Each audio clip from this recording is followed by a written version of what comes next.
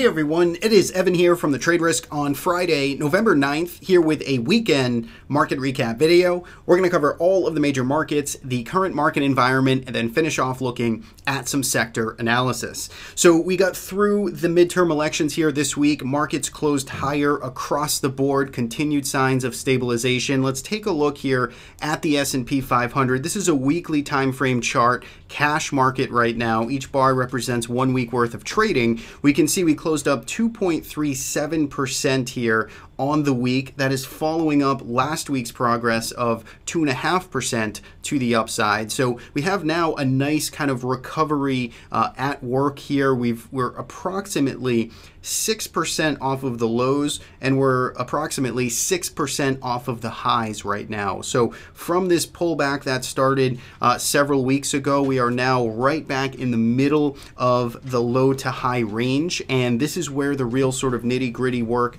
is really going to take place, and it's going to be important as traders now not to get chopped up in this general area. When we look here at the weekly time frame, essentially what we have is more constructive action starting to take place here. We are above the prior 2-week highs.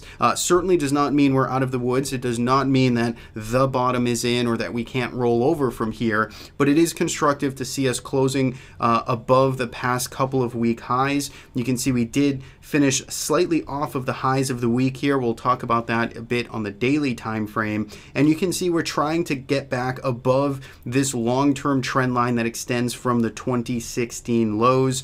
We closed just under it here, and that is approximately where we failed on the second week of October when we had this initial kind of retracement rally here. So all in all, we're through. We got through the catalyst of midterm elections. We had more earnings come out this week. Markets took everything in stride. We did finish higher. The VIX closed down about 12% on the week. It closed down to approximately 17 handle here. It popped a little bit just on Friday slightly, but we're about 17, much better than the 25 we were trading at just many days ago. So there is some signs of some stabilization. Let's jump into the daily time frame now of the S&P 500. Let's go to this other view here, and what you'll notice is we have put in pretty much a V-shaped type of recovery here from the lows made last week around 2,600 the figure.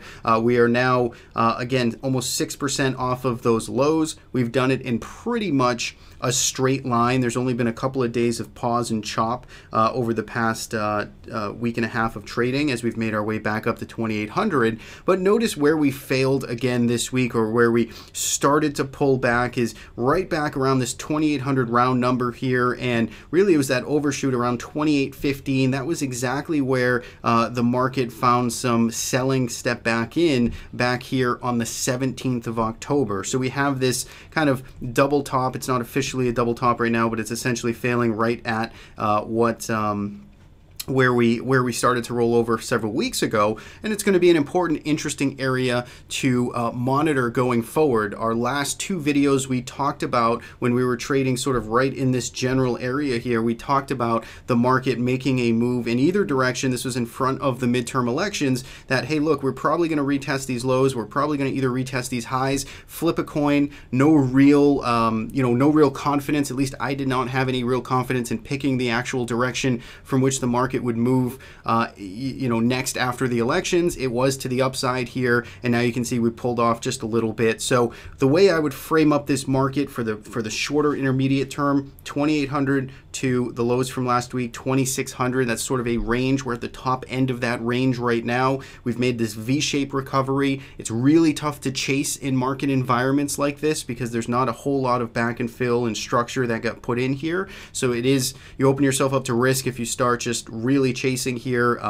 fast and furious, looking for this market to just continue to V-shape to new highs. That's essentially what you'd be looking for if you're starting to buy in these areas. Of course, it all comes down to position size, risk management. If you're starting to layer into positions, we did a little bit of buying here at the end of this week, but still mostly cash, mostly conservative, mostly kind of waiting to see what this market really has in store for this general area here. So that is the way I'm kind of looking at the S&P 500 now. Good steps The immediate risk of panic seems to be subsided, at least for now. But if we start to roll over here, if we start to lose, I'd say around this 2760 level, it's a real shorter term active level. But if we start to roll over from that 2760 level and start to fall back into the midpoint of this range, you're going to need to start to tighten things up again and be on caution. We do still have an open gap in here back from the 31st of October that never was filled. And frankly, we didn't really fill this gap here from Wednesday of this week. We attempted to. We got a little bit of it filled today, but if you're a real kind of stickler here for gap fills, we didn't quite get all the way down to the close or the highs from the 6th of November on Tuesday. So that is something to look at too. We have a couple of open gaps from the downside. Could they turn into breakaway gaps? Sure, but it's something to pay attention to. So that is the S&P 500 overall. If we go to the IWM, I think this is an interesting market. We were talking about this one in the past couple of videos is potentially starting to lead us on the upside now, because we started to see a little more resilience here out of the small caps over the past week or two. Last week it closed right at the prior week's highs, but notice this week it really didn't make any progress. In fact, it completely reversed all of the progress here to the upside. It closed much closer to the lows of this week's trading range than it did at the highs of this week's trading range. So quite frankly, we'd almost look at it as small caps now kind of back to their status that they were in September, leading to the downside. Maybe this reversal here now has, puts us into sort of cautionary mode. We've got this long tail at the top end here, resembles just like the week of the 19th, and we did close back below the prior 2 weeks high. So we couldn't take out a prior week's highs here for the small caps. We're still kind of layered in underneath a lot of other horizontal past supply and pivot and inflection points. So there is still, again, caution, two-way trading. There seems to be opportunity for the shorter term traders here in both directions. Structurally, though, we are much closer to the lows of this ultimate pullback here versus the midpoint like the S&P 500 is at. Finally, if we go to the Nasdaq 100 here, to round out our market analysis here of the major averages, again, a more of an upside tail here, and we did not take out last week's highs. So we did finish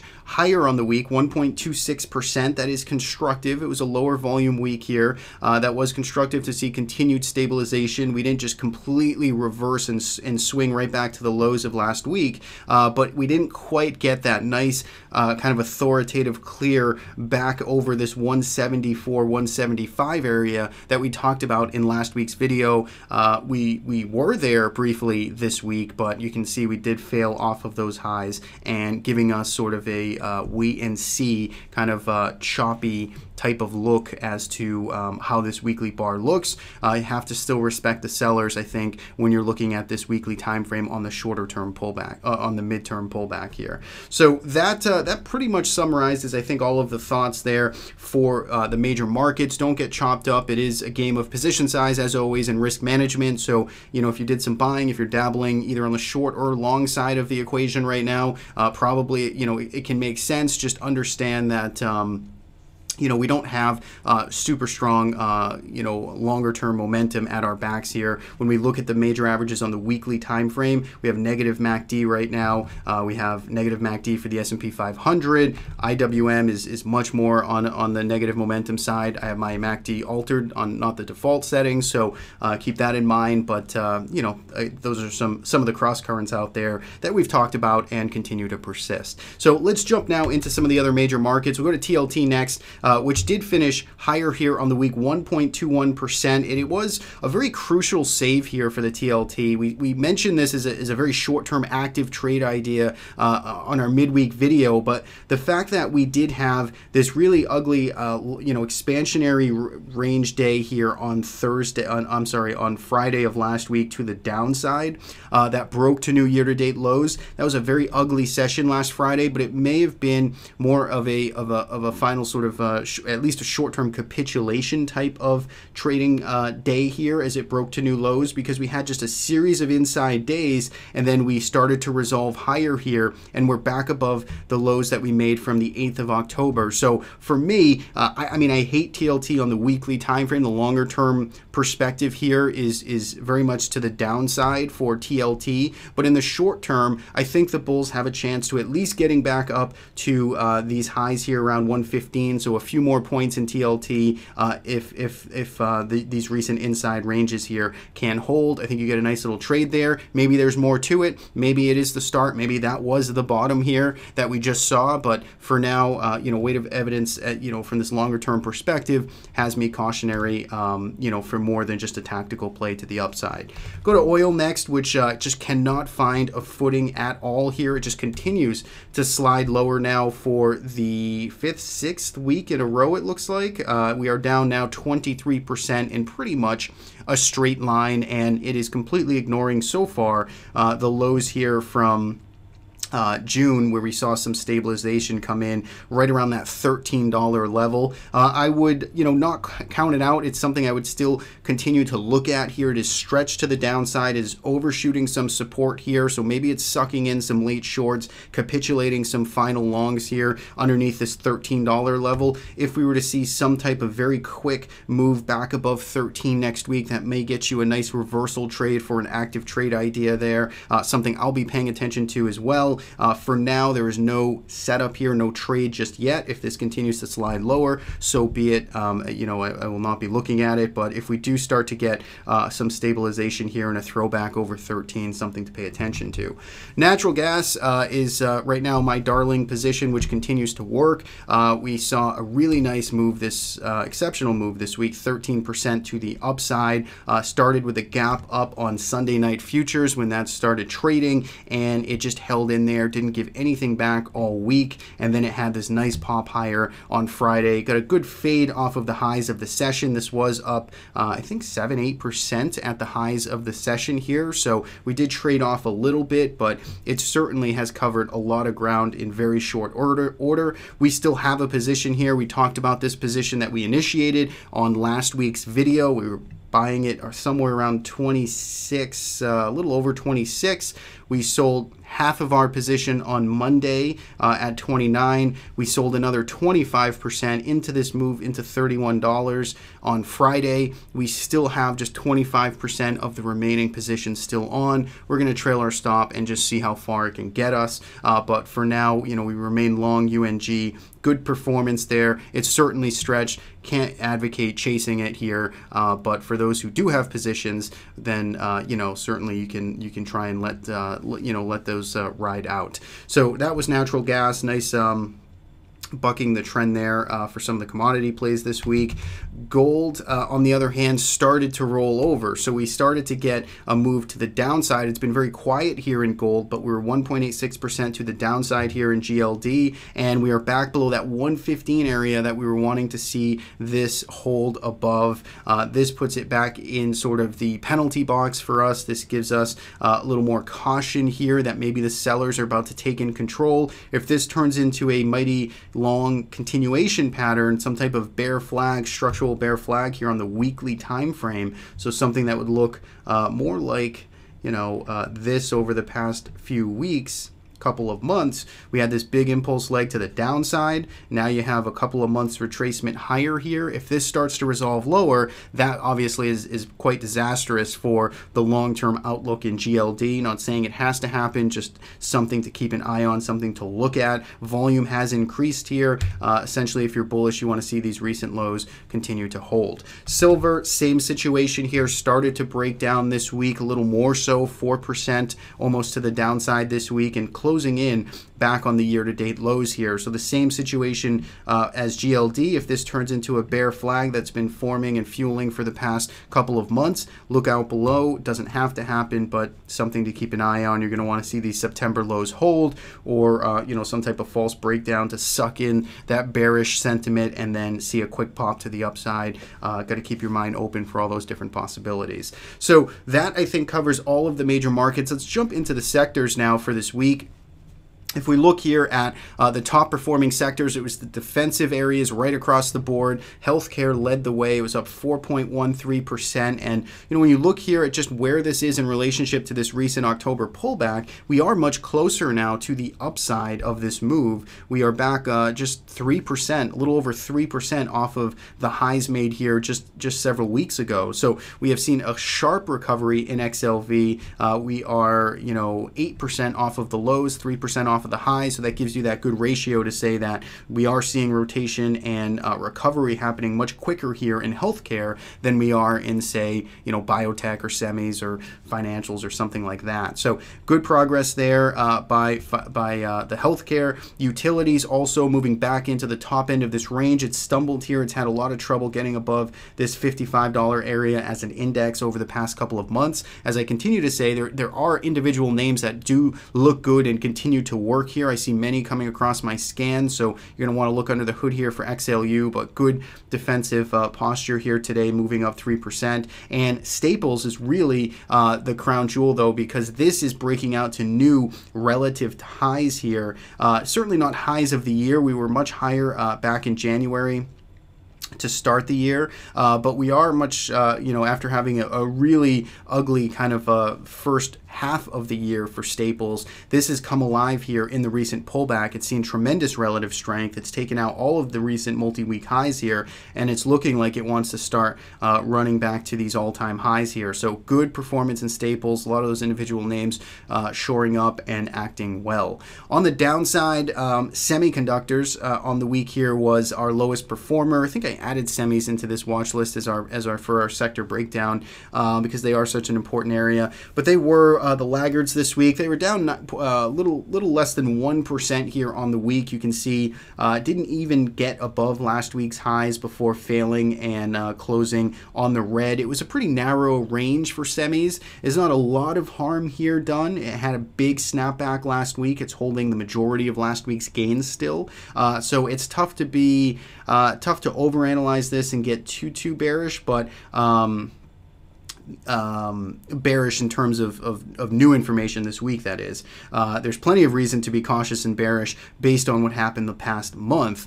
It is certainly resolved this big kind of triangle to the downside, and look at all, I mean, just this is the concept of overhead supply here. There is over a year's worth of trading all just kind of sitting here right above this area. So if you were buying in here semis, any stretch over the past year or so, you're sitting at best, maybe you're flat. You're hoping that you're flat, but I'm sure the weighted average is certainly closer to 104 up here. There's just a lot of supply up here that this now has to contend with. So it's possible that we washed out the weak hands in past weeks, but now we're back up to this area here, and this is the decision point. It's tough to be a buyer here. I think most people are going to be looking at this to be shorting it on the retest of this breakdown area. So semis are in a tough spot. They can, they can break through to the upside, but I would say that the path of least resistance now is against them, so we need some more proof that that can happen.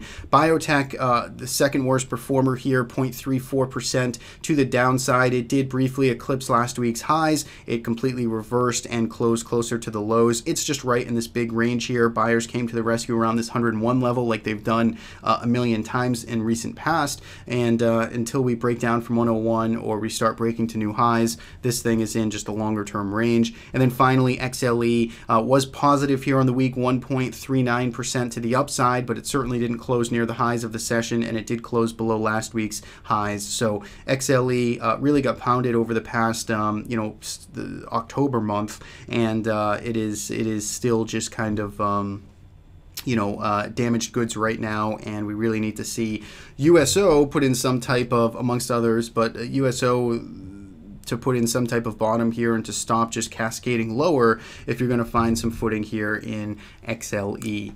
So that is the rundown for the week. Again, getting through midterms. We still are in earnings season, although it is pretty light now, tapering down, but it is going to be close to winding down to the end of the year. We're going to have holidays coming ahead of us, so real interesting times as we work our way through November, and still got some mixed signals out there for the market to really give give the bulls and bears a little something to chew on in coming weeks. So as always, thanks so much for tuning in. I hope these videos are helpful. You can subscribe to our YouTube channel every Tuesday and Friday when we do the market recap videos just like this. So thanks so much, and I will talk to you all next week.